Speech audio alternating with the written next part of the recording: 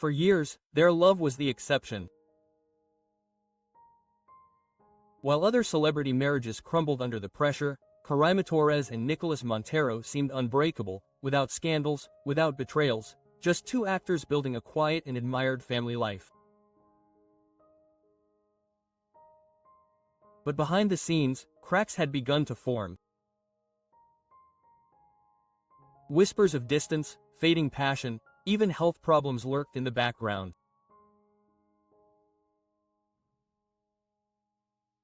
And at 52, Coraima finally broke her silence, admitting what many had suspected for so long, that even the strongest love story can end in a way that no one expected.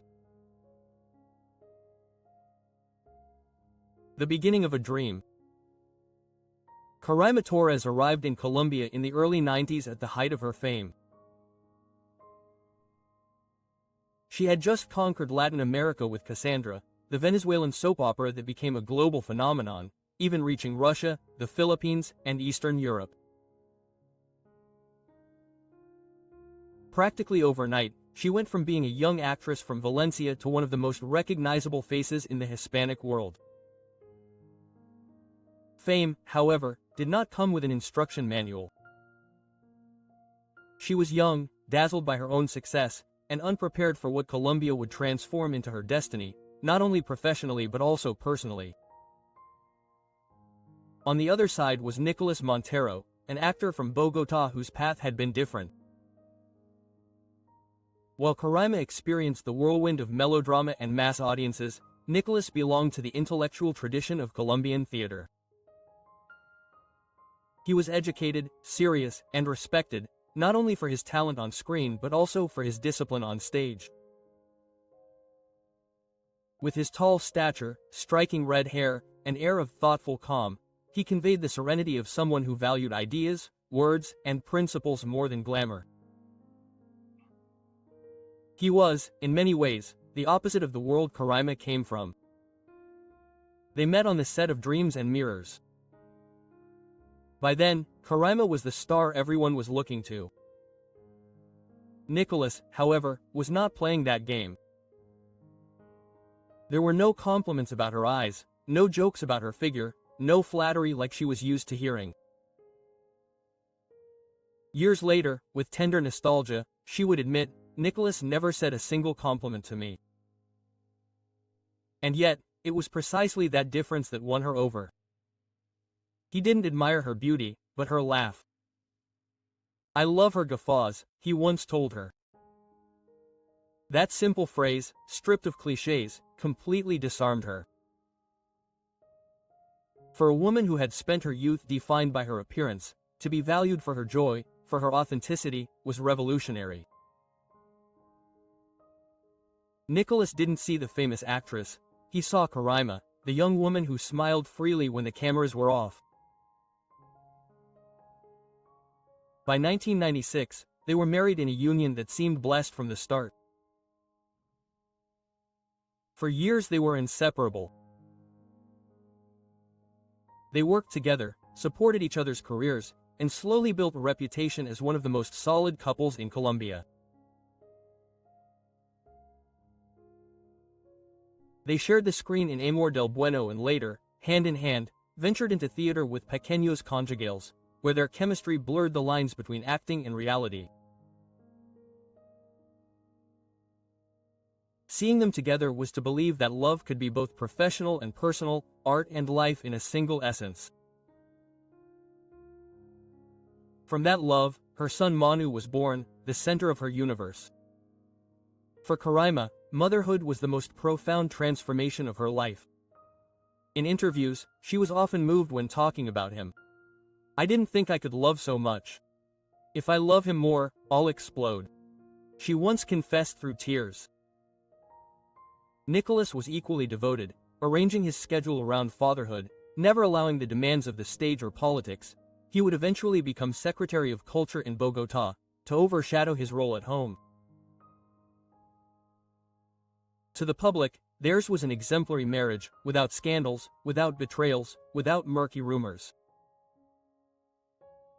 They navigated life as a team, raising their son, facing career changes. dealing with the complexities of fame and even weathering Nicholas's serious health complications together.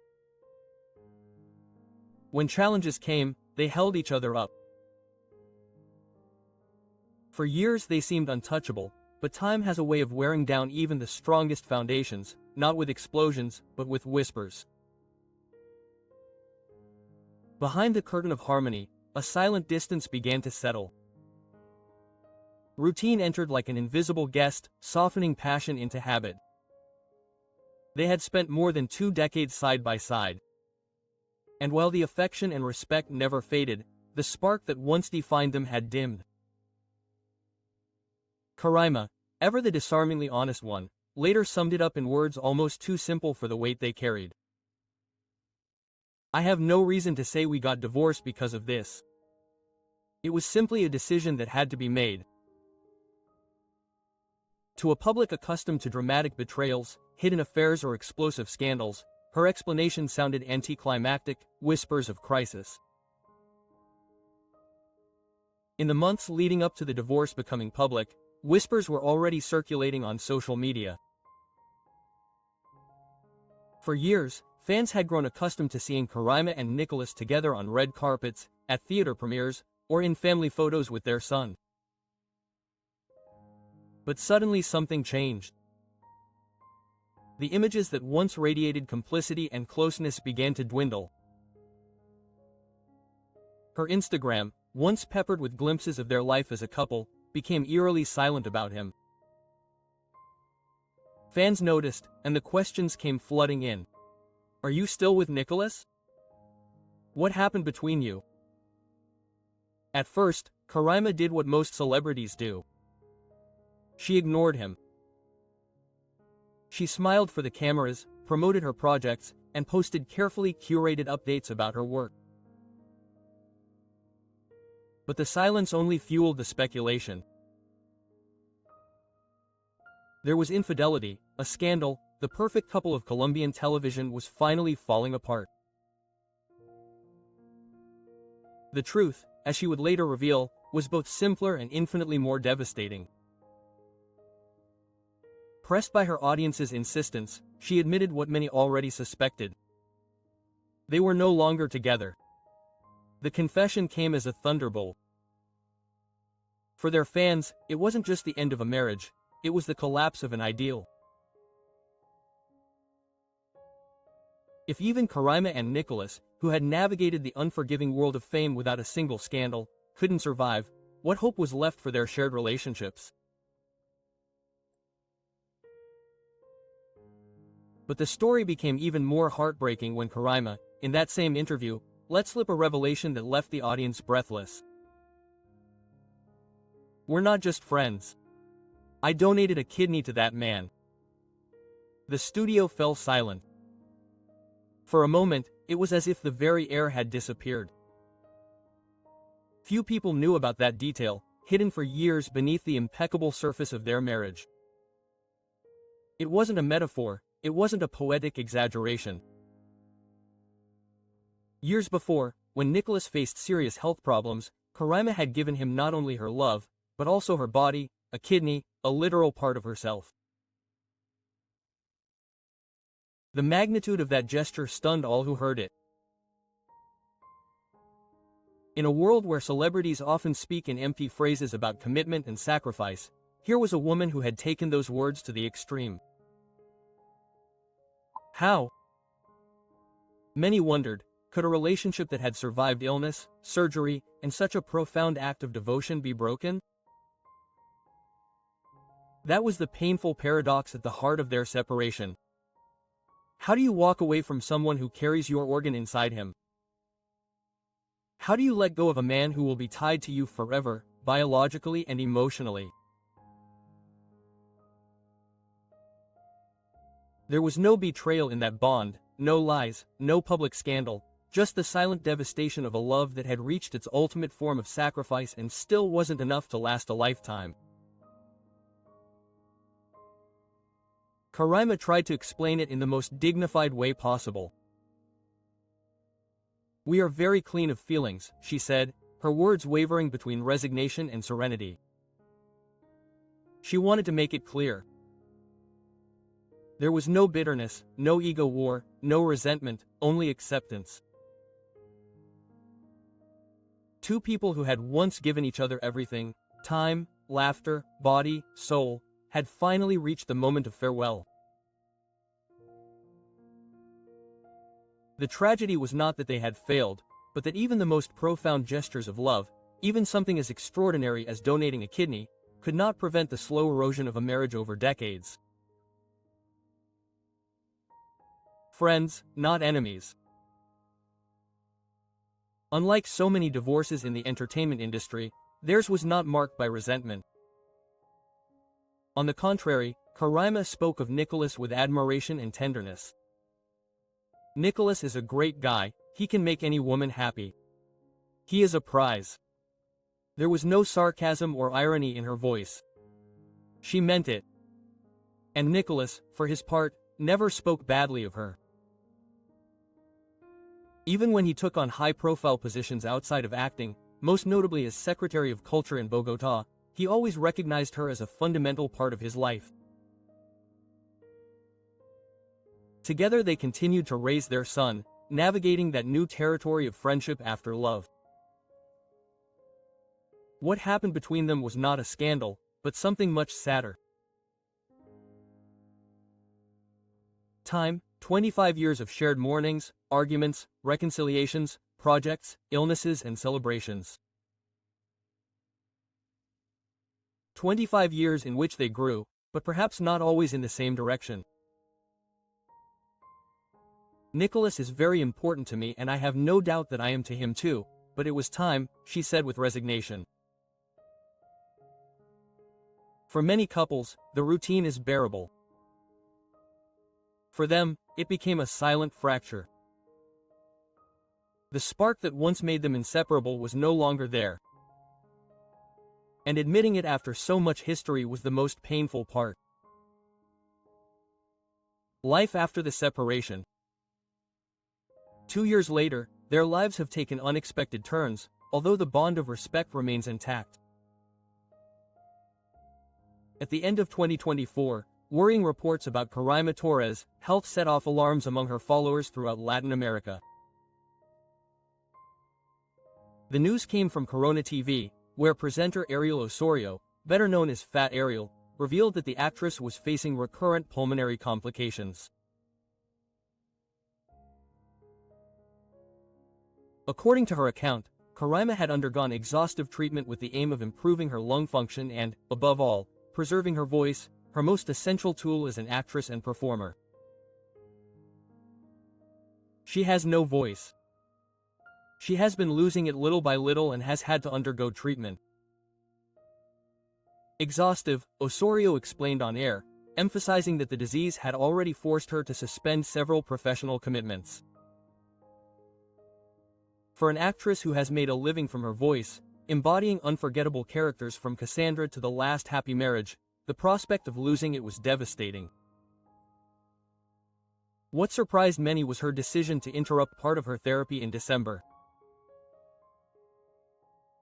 Instead of completing the treatment as recommended, Coraima chose to take a break and travel to Miami for the Christmas holidays. She confessed to her closest friends that she longed for the sea breeze, convinced that the sea air could help cleanse her lungs in a way that hospital machines could not.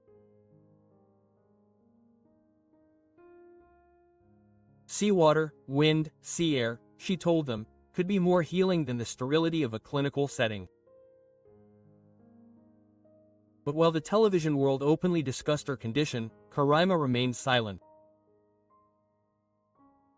On her social networks, she continued to share her usual mix of short comedy sketches, motivational messages and warm interactions with her followers. She never directly addressed the alarming reports. For her longtime fans, that silence wasn't strange. Ever since her teenage breakthrough with Cassandra, Coraima has fiercely protected her private life. Even when her body forces her to stop, she prefers to keep her struggles off stage, facing them in silence, with the same dignity that has marked her career. To understand the weight of those concerns, one must remember the magnitude of her legacy. In 1992, at just 17 years old, she became the face of Cassandra, the telenovela that entered the Guinness World Records as the best-selling international soap opera. Broadcast in more than 40 languages, she captivated audiences from Latin America to Eastern Europe, even stopping the war in Bosnia for a daily moment of peace. That role earned her the title of Latin America's sweetheart. After Cassandra, she expanded her career to Venezuela, Mexico, and finally Colombia. Productions such as Lorena, The Last Happy Marriage, La Pola and Nurses demonstrated her versatility, capable of embodying both romantic heroines and complex, contemporary women. By the 2000s, she was firmly established in Colombia, balancing her career with family life. However, life behind the camera was not without its trials. In 2019, she revealed that she had been diagnosed with 3 benign tumors. In 2022, she confessed that she suffered from fibromyalgia, a chronic condition characterized by intense and widespread pain. It is a very rare disease. You have to read it little by little.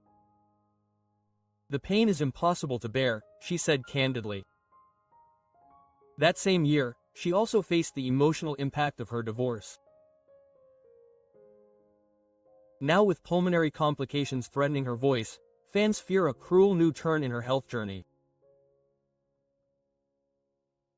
Still, Coraima insists that she feels at peace with her age, with the absence of leading roles and with the new pace that her life has taken.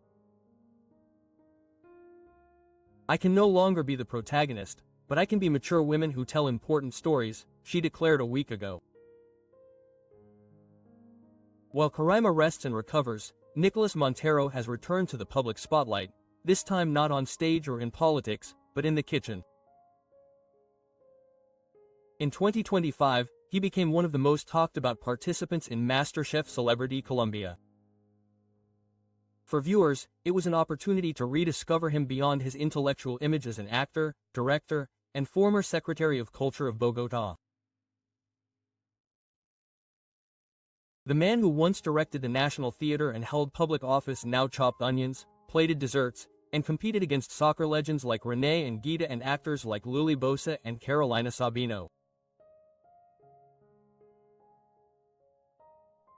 The show rekindled interest in his personal life, with fans remembering his long marriage to Coraima and their only son Manu. Many were surprised to see Manu actively supporting his father on social media, drawing attention to his uncanny resemblance to both parents, and for his own career as a writer and cultural manager, choosing a path of his own, different from that of his parents. For her, her son Manu is irrefutable proof that her 25-year marriage to Nicolas Montero was never a failure. Even after the divorce, she has proudly said, she has a good heart.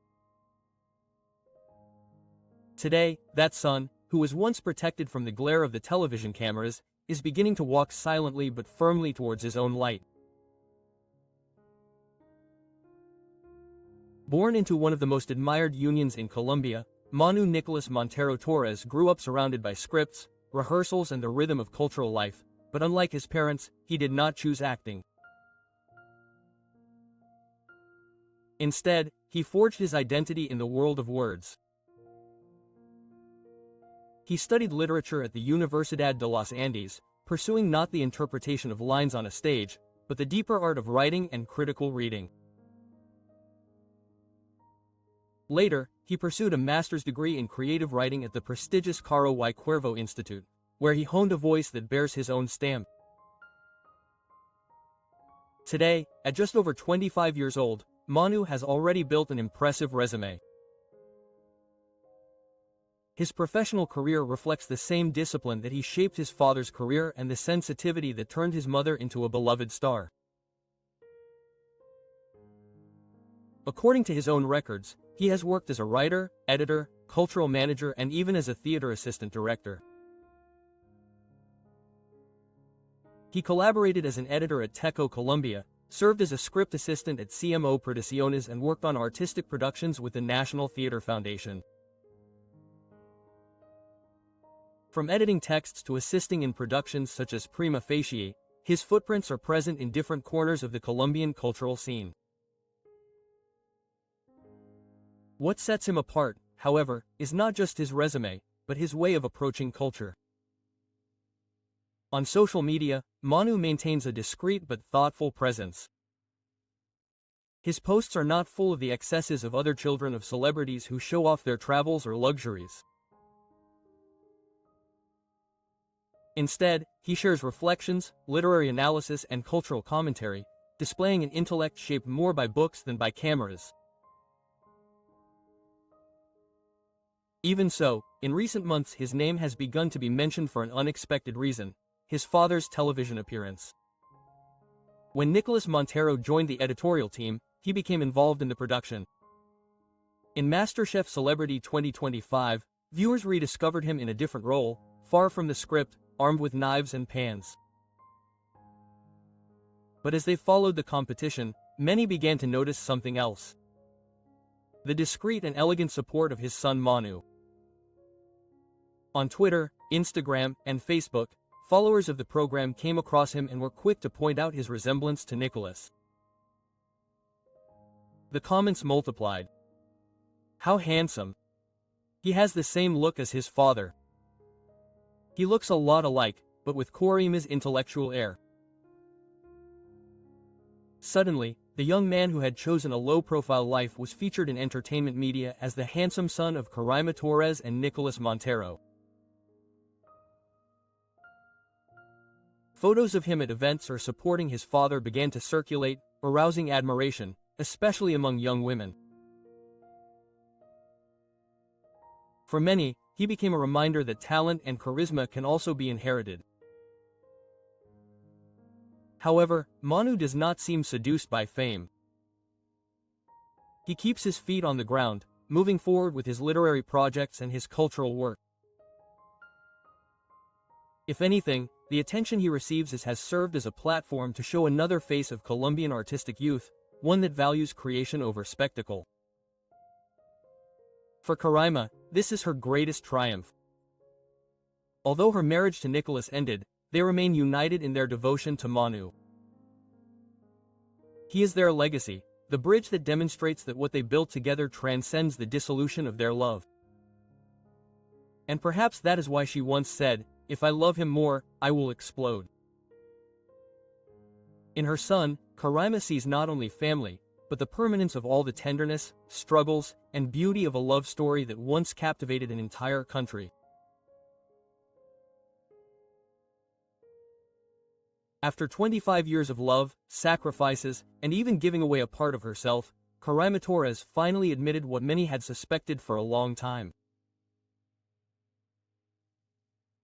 Sometimes love doesn't end with a betrayal, it simply fades away. And now, tell me, do you think it's possible to remain friends after such a long marriage? Or would you prefer to close that chapter completely?